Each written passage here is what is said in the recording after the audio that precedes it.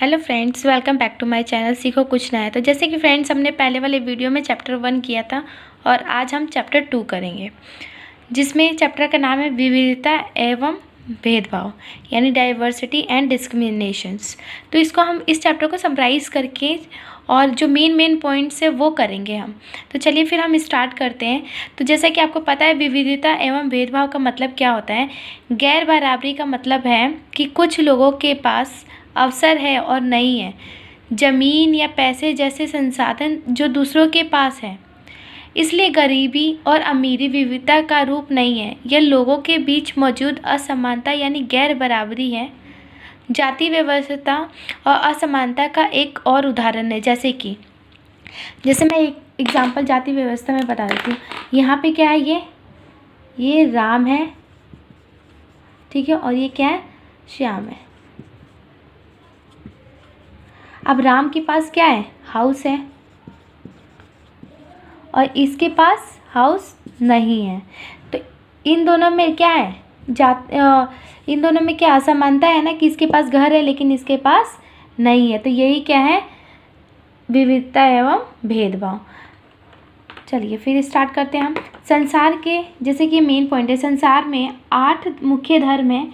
भारत में उन 8 धर्म के अनुयायी यानी मानने वाले रहते हैं, और यहाँ 1600 से ज़्यादा भाषाएं बोली जाती हैं, यानी 1600 से भी ज़्यादा क्या है, लैंग्वेजेस बोली जाती हैं। यहाँ 100 से भी ज़्यादा तरह के नृत्य किए जाते हैं, यानी डांस किए जाते हैं। 100 से भी ज़्यादा डांस किया जाता है।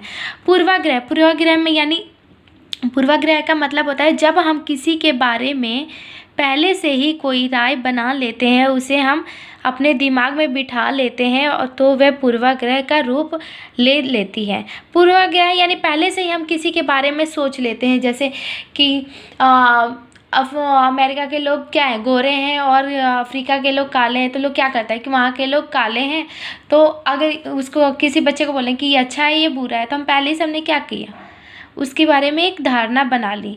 तो वो ये क्या है, पूर्वाग्रह, यानी प्रिजुडाइज, यानी पहले से ही जो हमने धारणा बना ली है उसे हम क्या कहते हैं, पूर्वाग्रह। हम कई चीज़ों के बारे में पूर्वाग्रह हो सकते हैं, जैसे कि लोगों के धार्मिक विश्वास, उनकी चमड़ी के आकार, रंग के आकार पे, क्षेत्र के आकार पे, उनके पहनावे से, वो सब बहुत सारी तरह से हम क्या एक धारणा बना लेते हैं, धार्मिक रूप से भी हो, ठीक है। जैसे यहाँ पे लड़के और लड़कियों में भेदभाव, एक पूर्वाग्रह हमने बना लिया कि जैसे कि ये लड़का है और ये लड़की है, ये छोटा है ये मोटा है, ये सब क्या है, पूर्वाग्रह। हमने पहले से ही एक धारणा बना रखी है, ठीक है। नेक्स्ट आते हैं हम रूढ़िबद्ध धारणाएं। रूढ़िबद्ध धारणा का मतलब होता है कि हमने पहले से ही सोच लिया है। जैसे जब हम सभी लोगों का एक ही छवि में बांध देते हैं या उनके बारे में पक्की धारणा बना लेते हैं, तो उसे रूढ़िबद्ध धारणा कहते हैं। फॉर एग्जांपल देके बताती हूँ। जैसे हमारे समाज में कहता है कि लड़की है तो टीचर बनेगी और लड़का है तो इंजीनियर, ठीक है। तो ये क्या है, पहले से ही एक धारणा बना रखे हैं, रूढ़िबद्ध धारणा है कि लड़की है तो घर का काम करेगी और लड़का है तो बाहर का काम करेगा। तो ये क्या है, एक रूढ़िबद्ध धारणा है। रूढ़िबद्ध धारणाएं बड़ी संख्या में लोगों को एक ही प्रकार के सांचे में जड़ देती हैं।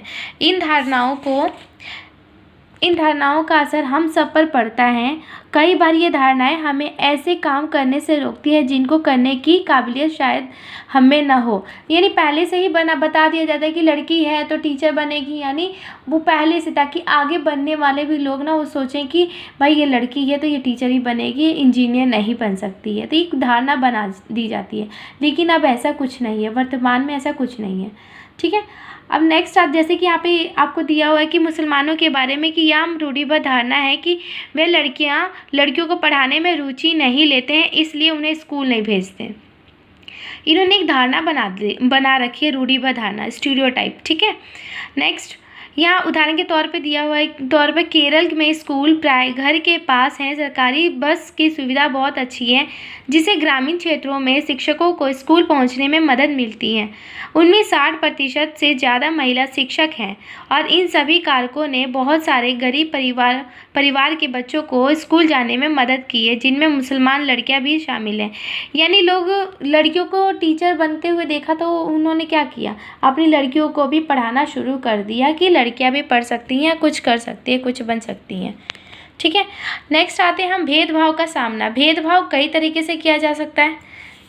भेदभाव जाति के रूप से भी भेदभाव किया जा सकता है, जैसे कि कास्ट के ऊपर भी भेदभाव किया जा सकता है। जैसे यहाँ पे आप भीमराव अंबेडकर का दिया हुआ है, यहाँ पे देखिए क्या कहते हैं कि डॉक्टर भीमराव अंबेडकर 1956 को भारतीय संविधान के पिता एवं दलितों के सबसे बड़े नेता के रूप में जाना जाता है। उनका महार जाति में जन्म हुआ था जो अछूत मानी जाती है। महार लोग गरीब होते थे, उनके पास ज़मीन नहीं थी और उनके बच्चे को वही काम करना पड़ता था जो वे खुद करते थे। उन्हें गांव के बाहर रहना पड़ता था और गांव के अंदर आने की इजाज़त नहीं थी। अंबेडकर अपनी जाति के पहले व्यक्ति थे जिसने अपनी कॉलेज की पढ़ाई पूरी की और वकील बनने के लिए इंग्लैंड गए। ठीक है, वो अपने जाति के पहले ऐसे व्यक्ति थे जो पढ़ाई पूरी करने के लिए कहाँ गए, इंग्लैंड गए। दलित में अलग अलग तरह की सरकारी नौकरी करने को कहा ताकि वे जाति व्यवस्था से बाहर निकल पाए। दलित के मंदिर में प्रवेश के लिए जो कई प्रयास किए जा रहे थे उनका अंबेडकर ने नेतृत्व किया और उन्हें ऐसे धर्म की तलाश थी जो सबको समान निगाह से देखे और जीवन में आगे चल के उन्होंने धर्म परिवर्तन करके बौद्ध धर्म को अपनाया। यानी अपने धर्म का परिवर्तन करके उन्होंने क्या किया, बौद्ध धर्म अपनाया। ठीक है, उनका मानना था कि दलितों को जाति प्रथा के खिलाफ अवश्य लड़ना चाहिए और ऐसा समाज बनाने की तरफ काम करना चाहिए जिससे सबकी इज्जत हो और न कि कुछ ही लोगों की हो। ठीक है, तो इन्होंने दलित वर्गों पे बहुत ज़्यादा काम किया, क्योंकि पहले क्या करते थे, दलित वर्गों के साथ ना उनको मंदिर में जाने की इजाज़त थी, ना वो कुओं को छू सकते थे। तो इन सब चीज़ों पे डॉक्टर भीमराव अंबेडकर इन सब चीज़ों से गुजर चुके थे, इसलिए उन्होंने इस पे सबसे ज़्यादा जोर दिया। और उन्होंने ये भी कहा था कि ज़बरदस्ती उन्होंने कहा कि मंदिर में जाना चाहिए, तुम ज़बरदस्ती मंदिर में जाओ, हर जगह जाओ, नौकरी लो ताकि लोग तुम्हें जाने और समझें। ठीक है, नेक्स्ट आते हैं हम समानता के संघर्ष। समानता का संघर्ष क्या कहते हैं यहाँ पे कि ब्रिटिश शासन के आज़ादी पाने के लिए जो संघर्ष किया गया था उसमें समानता के व्यवहार के लिए किया गया संघर्ष भी शामिल था। दलित, औरतें, जनजातीय लोगों और किसानों ने अपने जीवन में जिस गैर बराबरी का अनुभव किया उसके खिलाफ उन्होंने लड़ाई लड़ी। ठीक है, और बहुत सारे दलितों ने संगठित होकर मंदिर में प्रवेश पाने के लिए संघर्ष किया। वही यानी इन्होंने डॉक्टर भीमराव अंबेडकर ने कहा कि अपना हक पाने के लिए तुम्हें ज़बरदस्ती उस जगह मंदिर वगैरह जाना पड़ेगा ताकि तुम्हें भी लोग जाने समझे और आने जाने की छूट होए। तो स्ट्रगल किया था। ठीक है, इक्वालिटी के लिए उन्होंने क्या किया, स्ट्रगल किया। नेक्स्ट आते हैं संविधान के कॉन्स्टिट्यूशंस जो हमारे लिखे गए थे उसमें क्या लिखा गया था कि संविधान के लेखकों ने यह भी कहा कि विविधता की इज्जत करना, उससे मूल्यवान मानना समानता सुनिश्चित करने में बहुत ही महत्वपूर्ण कारक है। उन्होंने ये महसूस किया कि लोगों को अपने धर्म का पालन करने, अपनी भाषा बोलने और अपनी त्यौहार मनाने और अपने आप को खुले रूप में अभिव्यक्त करने की आज़ादी होनी चाहिए। उन्होंने कहा कि कोई एक ऐसा भाषा, धर्म या त्यौहार सबके लिए अनिवार्य नहीं बनना चाहिए। उन्होंने जोर दिया कि सरकार सभी धर्मों को बराबर मानेगी, इसलिए भारत एक धर्मनिरपेक्ष देश है जहाँ लोग बिना भेदभाव के अपने धर्मों का पालन करते हैं और इसे हमारी एकता के महत्वपूर्ण कारक के रूप में देखा जाता है कि हम इकट्ठे रहते हैं और एक दूसरे की इज्जत करते हैं। यानी इसमें कहा गया है कि भारत एक धर्मनिरपेक्ष देश है, यहाँ सभी जाति के लोग रह सकते हैं, यहाँ पे कोई भेदभाव नहीं है। ये हमारे कॉन्स्टिट्यूशंस में लिखा हुआ है, भारत के संविधान में ये सब कुछ लिखा हुआ है। जैसे यहाँ पे लिखा हुआ है ना कि यहाँ पे राष्ट्र की एकता और अखंडता है। ठीक है, यहाँ पे जाति यह धर्मनिरपेक्ष देश है। भारत का संविधान कॉन्स्टिट्यूशन पहले से ही लिख दिया गया है कि भारत एक धर्मनिरपेक्ष देश है, यहाँ सभी जाति के धर्म, सभी लोग अपनी बातों को कह सकते हैं, आ जा सकते हैं, सभी अपने त्यौहार मना सकते हैं, यहाँ कोई भेदभाव नहीं है। समानता वह मूल्य है जिसके लिए हमें निरंतर संघर्ष करते रहना होगा।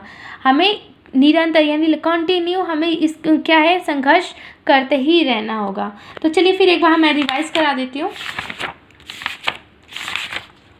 और एक बार आप ये बुक रीड कर लेंगे तो काफ़ी हेल्प हो जाएगी आपकी। विविधता एवं भेदभाव का मतलब होता है भेदभाव, यानी इनइक्वालिटी की बात कर रहे हैं। इनइक्वालिटी यानी गैर बराबरी का मतलब होता है कि कुछ लोगों के पास अवसर है लेकिन ज़मीन या पैसे संसाधन जो दूसरों के पास हैं, इसलिए यहाँ पे गरीबी अमीरी सब में विविधता नहीं है। लोगों के बीच मौजूद असमानता यानी गैर बराबरी है। जाति व्यवस्था में भी गैर बराबरी है। यहाँ पे क्या है, संसार में 8 मुख्य धर्म है, ठीक है। 1600 से ज़्यादा यहाँ लैंग्वेज बोली जाती है। 100 से ज़्यादा यहाँ पे क्या है, डांस फॉर्म किए जाते हैं। पूर्वाग्रह यानी प्रिजुडाइज यानी यानी पहले से ही बनाई गई धारणा को कहते हैं। जैसे हमने मन में बिठा लिया, हमने अपने दिमाग में बिठा लिया है कि ये अच्छा है तो अच्छा है, ये बुरा है तो बुरा है। जैसे यहाँ पे दिया हुआ है ना कि शहर के लोग आलसी होते हैं, तो इन्होंने हमने क्या पहले से ही मन में एक धारणा बना ली। और यहाँ ग्रामीण गाँव के लोग क्या होते हैं, मेहनती होते हैं। तो एक क्या है, हमने पहले से एक धारणा बना ली, लेकिन ऐसा कुछ नहीं है, ठीक है। लड़के और लड़कियों में भेदभाव करना कि लड़कियां घर के काम करेंगी। नेक्स्ट रूढ़िबद्ध धारणा आते हैं। रूढ़िबद्ध धारणा में आपको पता ही है, रूढ़िबद्ध धारणा स्टीरियोटाइप। स्टीरियोटाइप पे क्या करते हैं कि इसमें पहले से ही एक धारणा बनाई जाती है कि अगर लड़की है तो टीचर बनेगी, लड़का है तो इंजीनियर इंजीनियर बनेगा, अगर लड़की है तो घर के खिलौने से खेलेगी, लड़का है तो गाड़ी वगैरह से खेलेगा, और लड़की है तो डॉल वगैरह से खेलेगी। मीडिया भी इसको सबसे ज़्यादा मीडिया भी इसको सबसे ज़्यादा वो करता है। आपने देखा होगा कि टीवी में कभी एडवर्टाइजमेंट होता है तो सर्फ वगैरह का एडवर्टाइजमेंट में इसमें सबसे ज़्यादा लड़कियों को दिखाया जाता है कपड़े धोते हुए। निरमा का एक ऐड आता है, उसमें भी आपने देखा होगा कि लड़कियों को कपड़े धोते हुए दिखा। तो ये क्या है, मीडिया भी इसको ज़्यादा वो करती है, लेकिन ऐसा कुछ नहीं है, ठीक है। वर्तमान में देखा जाता है ऐसा कुछ नहीं है। नेक्स्ट आते हैं हम, जैसे यहाँ पे मुसलमानों के बारे में इसमें भी बता दें कि रूढ़िबद्ध धारणा एक बना दी गई है कि यहाँ की लड़कियाँ मतलब पढ़ने में रुचि नहीं लेती, लेकिन ऐसा कुछ नहीं है, रुचि सब लेती हैं। और जैसे जैसे लोग यहाँ पे देखा कि औरतें भी शिक्षक है, तो वो भी अपने चाहें कि अपनी लड़कियों को पढ़ाना चाहा, जिससे उनकी लड़कियाँ भी एक टाइम पे आके शिक्षक बन सके। नेक्स्ट आते हैं हम, असमानता एवं भेदभाव। असमानता भेदभाव तब होता है जब लोगों में पूर्वाग्रह या रूढ़िबद्ध धारणाओं के आधार पर व्यवहार करते हैं, ठीक है। असमानता तभी आता है जब हम किसी के साथ भेदभाव करते हैं, अदरवाइज असमानता नहीं आते, ठीक है। नेक्स्ट आते हैं हम,